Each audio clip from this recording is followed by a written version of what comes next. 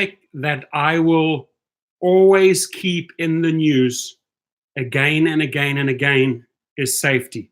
Whatever I have to do, how many times I have to go into a live session or make a video, I will always expose a company that has no intention on addressing safety of their drivers, us, and safety of their passengers. Now, I find it disgusting that both Uber and Lyft, Congress wants to grill them, wants to ask them about safety issues. What are they doing?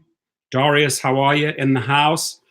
But the ride-share giants, the ride-hailing giants are blowing them off. They're not even appearing, not even sending any representatives on this super important issue called safety, right? Adopting the methods of the current administration. Don't show up, don't answer subpoenas, whatever the case may be. Move by move, word by word, they are adopting the same playbook. Do not answer, right? So I think Congress on both sides, whether you're Democrat or Republican, it doesn't matter. Safety for drivers and passengers should be on top of your list, right? And they have every right, both sides, Democrats and Republicans, to push the rideshare giants and say, hey, show up and tell us, what are you doing about safety? What are you doing about security, right? Guess what? If these companies are not even showing up to the meetings, this is the message that they are sending drivers, and this is the message that they are sending passengers. We don't care about your safety. We don't care about passenger safety. We don't care about driver safety. In fact, we won't even send a representative, right? It's a big FU to drivers and passengers that they have zero intention to show up at Congress. And again, you know, Congress is filled with Democrats and Republicans. This is not politics. This is safety. Show up and show us what you're doing for safety, or otherwise we'll carry on and we will implement new safety measures that you have to adhere to, because Uber and Lyft are saving in those places. They are not doing enough for drivers and they are not doing enough for passengers. It is my duty as a voice for drivers to expose them when they try and pull these quick ones, right? So let's just read this here. The ride-hailing giants chose not to send representatives to a congressional inquiry aimed at examining their safety and labor practices, right? So on this super, super important issue, guess what? You know what? We're not even going to send anyone. We don't really care about driver safety. We don't care about passenger safety. Shame on you, Derek Kay. Shame on you, Logan Green. You're going to have blood on your hands, right? If you turn a blind eye and don't immediately address this, right? If something happens 3, 6, 12 months down the line and they're still adopting this attitude, we're not going to show up, we're not going to address safety, and big things happen, I am going to hold Derek Kay and Logan Green responsible for this, right? For any death of any driver, for any death of any passenger, if they are not willing to show up at the party and examine ways, look at ways to change their practices. So Uber and Lyft have decided to skip a congressional hearing Wednesday aimed at examining their safety and labor practices, risking aggravating members of the committee. And that committee, by the way, is made up of Democrats and Republicans, right, who are threatening to press ahead regardless with new legislation. And so they should, right? If these monkeys are not showing up and sending their representatives, Congress should push ahead and should put down new legislation for safety, right? Your safety, Lamar safety, Tommy safety, Ivory Brown safety, Dario Smith safety, my safety is the most important thing in this business. And you are sending the wrong message to our house, to our drivers, to millions and millions of drivers worldwide, both you, Derek Kay, and Logan Green, if you fail to send representatives to the party to listen, to discuss ideas, to brainstorm. Where are we going? What can we do about this? What practices can we implement? What technology can we find? What solutions can we find together? No, we're not going to show up. Okay. So the two companies have come under increased scrutiny in recent months over their treatment of drivers and their efforts to keep passengers safe. And I truly appreciate the reporter being able to pinpoint that and say it as it is, right? The two companies have come under increased scrutiny in recent months over their treatment, listen to this, over their treatment of drivers and their efforts to keep passengers safe, right? It's not a concern of theirs, obviously. We will make it a concern. I'm asking everyone at this point to share the video. The more we can get these type of topics into social media, the more pressure we put on Uber and Lyft. That is my job, folks. So prompting the House Transportation and Infrastructure Subcommittee to call a committee hearing and urge the companies to testify on the future of ride-hailing. Hey, here's the invite. Show up to the party, show up to Congress, and then, answer the questions. Show us what you're doing. Show us where you are spending the money on safety. This is the wrong message to any driver worldwide who's putting in the hours, who's making Uber and Lyft the money. That, like, I read this and basically your concern for my safety, your concern for Dennis's safety, your concern for Rideshare 411 safety, your concern for Yasin safety or Tito Lugo safety is obviously not important to you. To me, it is important that my brothers and sisters are kept safe. So I ask you, Derek Kay, show some courage, which I've seen nothing from you yet. I ask you, Logan Green, show some courage and send some representatives and go and find some solutions with Congress, how you can keep us and the people in our car safe. Period. No discussions, right? Now, both Uber and Lyft decided not to send representatives, as I said, however, according to Company and Transportation Committee officials. That prompted Transportation Committee Chairman Peter A. DeFazio to say that the panel will press ahead with legislation that could encompass safety and labor for transportation network companies or ride-hailing companies with or without cooperation, according to prepared remarks he planned to deliver Wednesday that were reviewed by the Washington Post ahead of the hearing, right? So Chairman Peter A. DeFazio, please keep on doing what you are doing.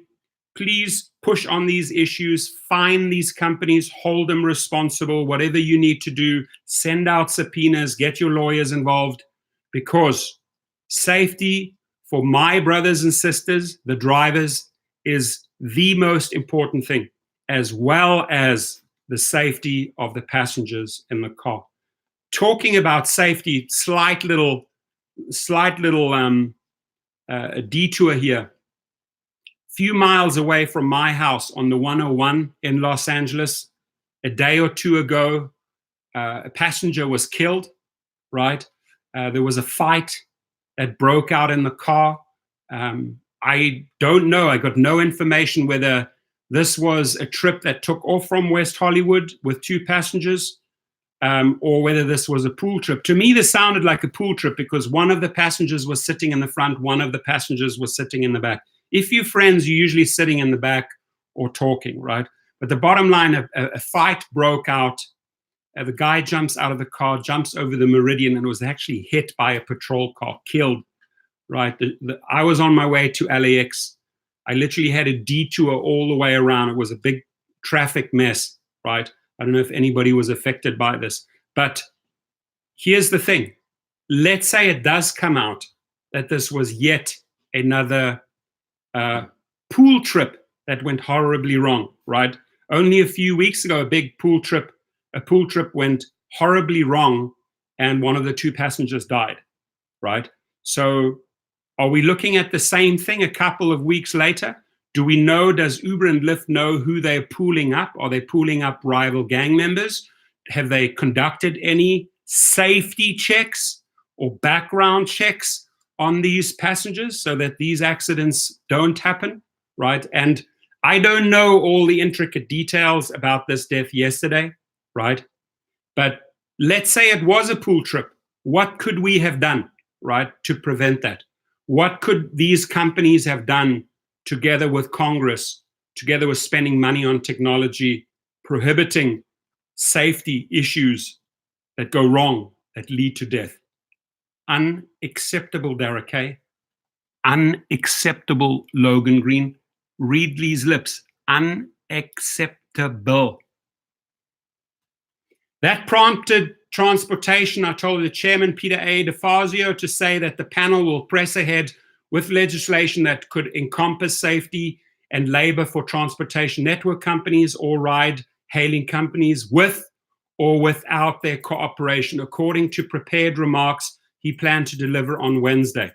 Uber and Lyft's failure to appear at this hearing is a telling sign that they would rather suffer a public lashing, and I'm giving them a public lashing right now. Safety, safety, safety lashing. They would rather suffer a public lashing than answer questions on the record about their operations. DeFazio's remarks say, DeFazio, keep on holding them responsible for all our brothers and sisters that are driving, for all passengers that are getting in our car. He says they might be trying to avoid talking about safety problems or their labor records. Damn right they are.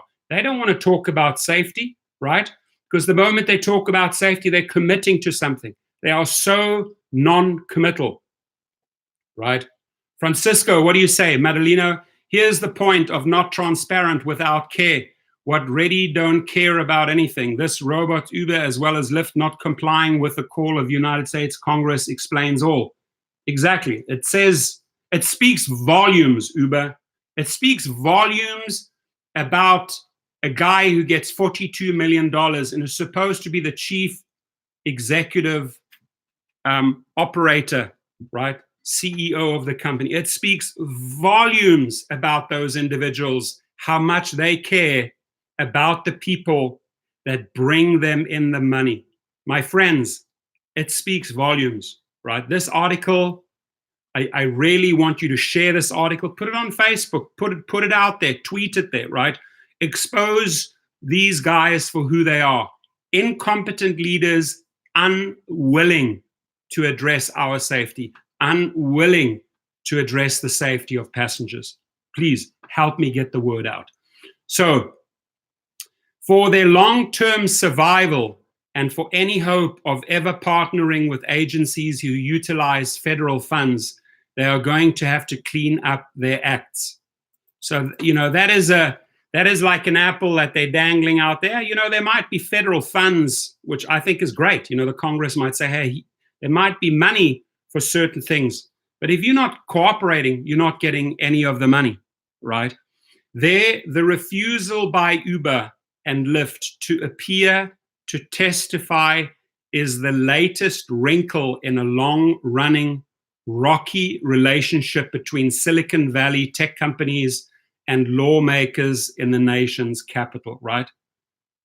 And truly, I just have to say it at this point, I don't care where you stand politically, but the current administration, stonewalling, not answering subpoenas, is setting the example for corporate America. Hey, if we, the administration, don't have to do it, we're not going to cooperate on any question, right? The company's going to say, F you, we're going to do the same. You ask us to cooperate, forget about it. Make us. Send us subpoenas. We don't care. We don't care about subpoenas, right? So there is a complete breakdown in the legal system, right? That people cannot be held accountable. Why? Because they're just not willing to show up. They're just not willing to show up to hearings, right? To discuss and explore the facts. Zero, right? So I think it's a complete and utter breakdown in the United States that we're having these type of conversations right now about our safety. I really do. The refusal by Uber and Lyft to appear to testify is the latest wrinkle in a long-running, rocky relationship between Silicon Valley tech companies and lawmakers in the nation's capital. Many in tech believe that their companies are trying to improve the world despite problems that may surface along the way. They believe that the government should stay out of regulating what they think is important innovation. Now, I don't see any problem of government staying out of important innovation, not holding innovation back. But safety is not innovation. Safety is a given. Safety is a must. So why don't you find innovative ways, right, to address safety, to address security? You can do that with the technology at hand, right? You have an app, you have a platform. Find every way possible to keep these drivers safe, right? I mean, what are we worth to you, Derek Kay? What are we worth to you, Logan Green, right? Or are you going to open the newspaper and read about another death in Chicago? Or are you going to open the newspaper and read about another death in Los Angeles? And you know what? I didn't see that. I didn't read that. I'll pretend I don't even know it. No. And the cowards there in their CEO offices, not even coming out, addressing the families. We're really sorry for what happened. This is what we are doing to make it better. No. Silence is golden here for Derek Kay. Silence is golden for Logan Green. Shame on you, Dara. Shame on you, Logan, for not even sending representatives to a hearing where they're talking about safety practices. That is how much you care about us. That is how much you care about your labor force. Just like this fool, Tony West. I have 1,000 different names I could call you, Tony West. But to turn around and say that drivers are not part of your company, right? It's the same as the CEO saying safety is not part of our company. We don't care about safety. Why should we even address safety? Why should we even spend a penny on safety, right? Why should we even send representatives to the nation's capital to talk about this important issue? Guess what, Dara? Guess what, Logan? I am talking about it, and I will keep the topic alive, and I will connect with the public, and I will get views, and I will have my video shared to shine the light on your incompetent ways, on your incompetent leadership, right? It's not leadership, right? What you're doing is not leadership, right? You're making a fool of yourself by telling the drivers, hey, we don't care a continental FUCK about safety. And this is how we handle it. We don't send representatives, right? We don't answer those questions. It's a sad day for drivers. If you hear this, it shows how much the company respects you. It shows how much the companies care about you. And passengers, public, listen to me. Just listen for a second, right? It also shows how much they care about you.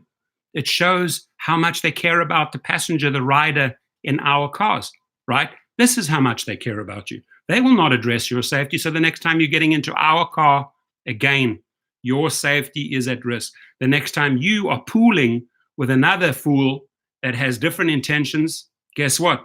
They're not interested. Uber and Lyft are not interested in that. Let the next accident happen, ladies and gentlemen. Let the next news article happen. And as long as Uber and Lyft keep these negative stories in the media, they will never have a healthy stock. They will never recover. They will never be true leaders in this field, right? Don't you agree with me? They will never, ever be the leaders they want to be if they fail again and again, again and again, and again and again to address safety. We're not going to show up at these hearings. We're not going to spend the money on technology that could help safety or security issues, and we will not work with lawmakers to find ways, find practices that make our brothers and sisters in this house and in other houses and in other YouTube channels and in other countries. I don't care if you're driving in Lisbon, Portugal, or if you're driving in Berlin, Germany, or Tokyo, Japan, or Los Angeles, the United States, or Toronto in Canada. I don't care where you drive. What I do care about is that they do something about your safety. This is something that they can do for everyone, right? This is not restricted to a city, a state, or a country. No, this is international, folks. You send your representatives there and show the people that you care about drivers in Europe, that you care about drivers in Africa or India or United States or South America. Show us you care. Because right now, the message that you are sending to us drivers and to us passengers, Mr. CEO guy sitting there in your plush leather sofas, is that you could not care a continental F-U-C-K about the driver's safety. And I'm glad that the editor of this, or that the reporter of this article, has come out and called it as it is, right? You are unable and you are unwilling to address the topic safety. So let the next thing happen and we will report it again. So let the next death or rape or assault happen, and the Washington Post, the Chicago Tribune, the LA Times, the Miami Herald, they will report it again. Do you fools not learn out there?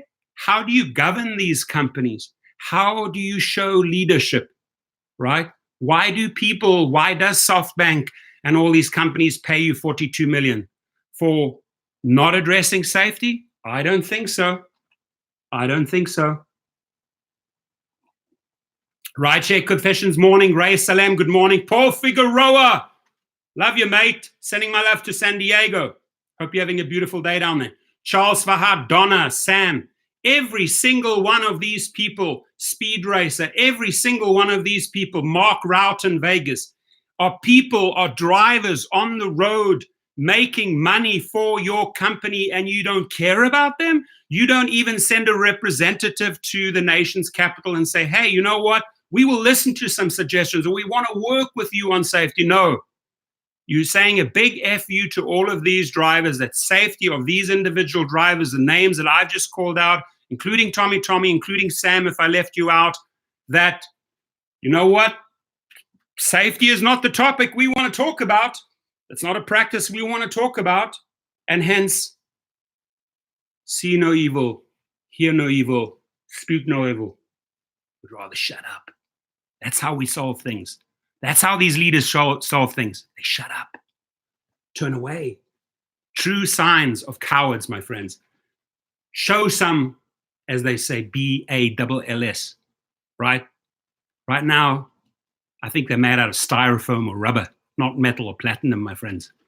Okay, so let's carry on. Let's carry on. Just last week, Facebook chief executive Mark Zuckerberg, Mark, whether you love him or hate him, right? I use Facebook, but there's a lot I don't agree with in the practices of Facebook, right? So Mark Zuckerberg agreed to testify on the social media giant's plans to launch a cryptocurrency called Libra, my star sign, after lawmakers pressured him to do so. Previously, Chief Operating Officer Sheryl Sandberg planned to testify. Lawmakers' attention has been drawn to Uber and Lyft after reports about the company's safety practices and treatment of riders. And treatment of riders? I need to call up this editor and say, hey, of treatment of riders and drivers. Don't leave the most important part out, folks. Treatment of riders and drivers.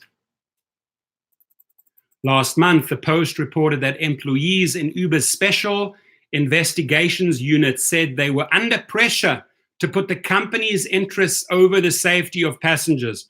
Uber has said the unit's role is to provide specialized customer support to riders and drivers dealing with very serious life situations.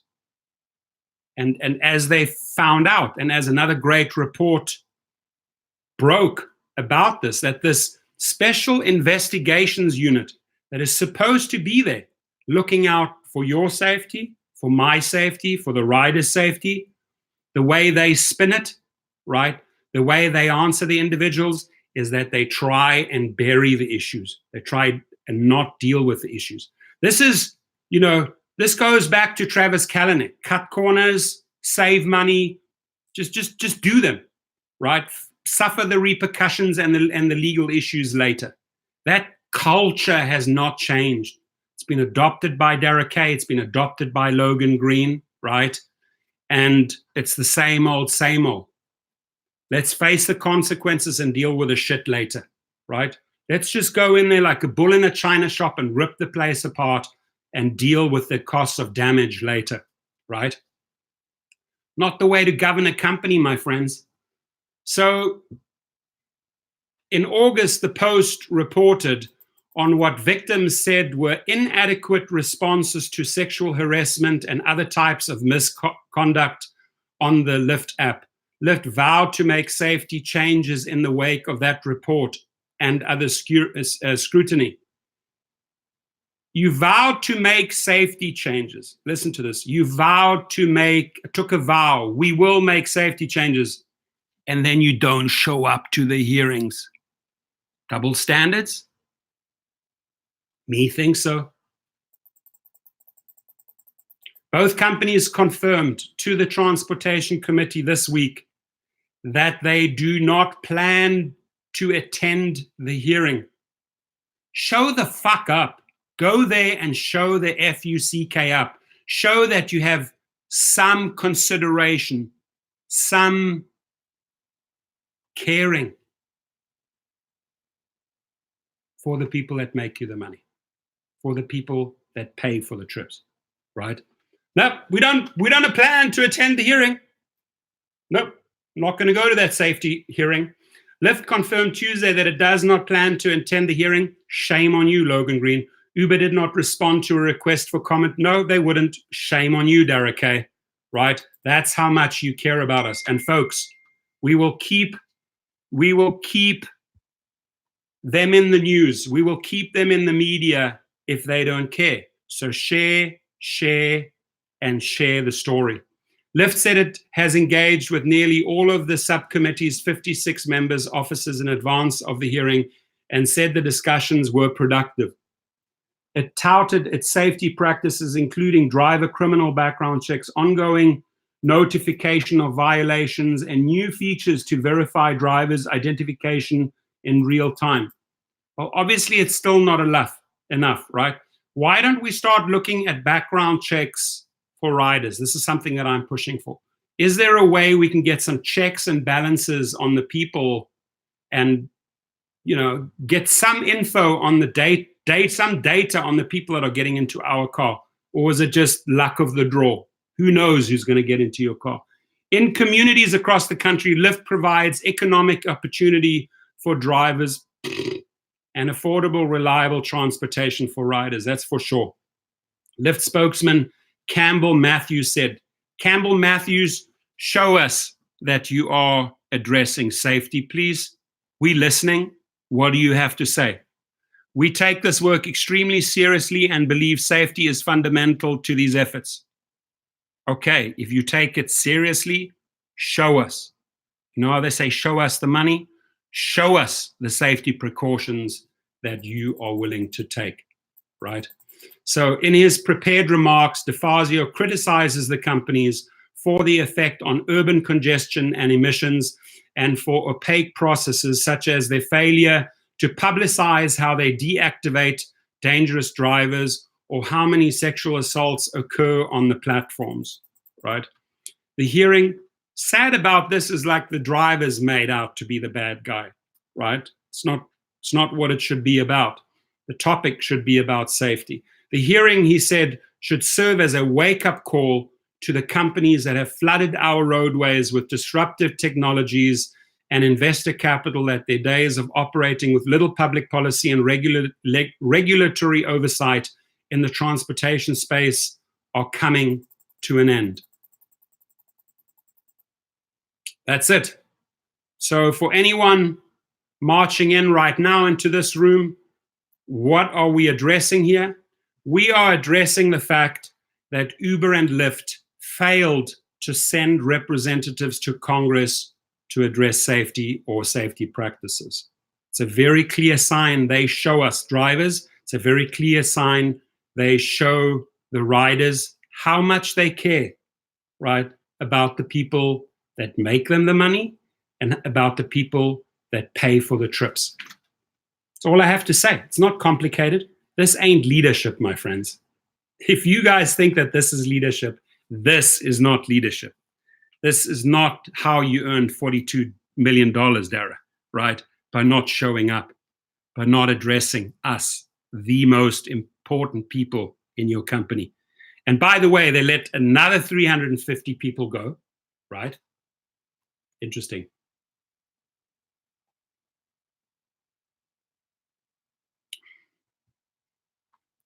Arizel Rodriguez says, I was just recently a Uber and Lyft driver, and on 2 occasions I got sexually assaulted. I'm very saddened to hear that. I'm very sorry to hear that, Arizel. That should not have happened. And had these idiots woken up and maybe worked on that, maybe that wouldn't have happened to you. So my heart goes out to you. I'm sorry you went through that. Should maybe even make a decision whether you want to continue driving or not. Unacceptable. Unacceptable what happened. Let's send a lot of love to Arizel.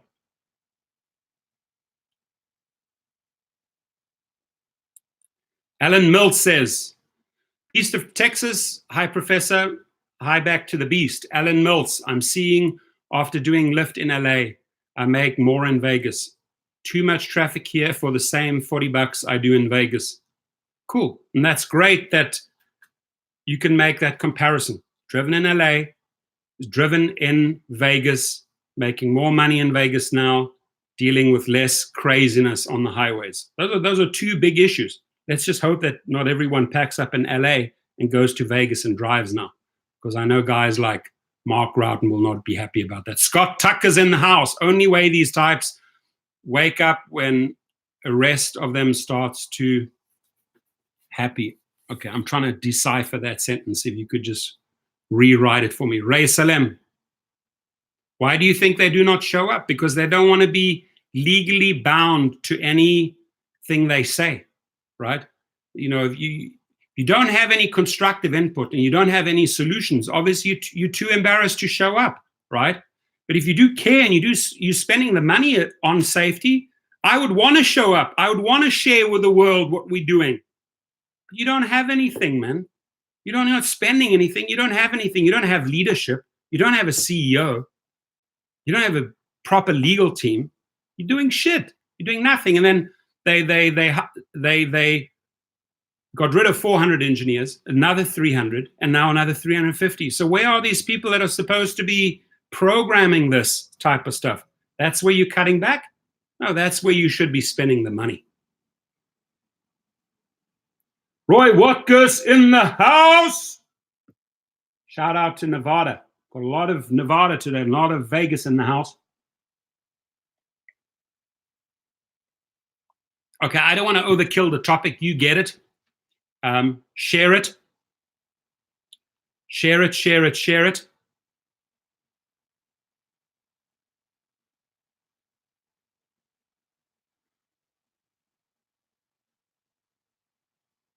Okay, I got to roll. I have a private client I have to pick up, so I'm out of here.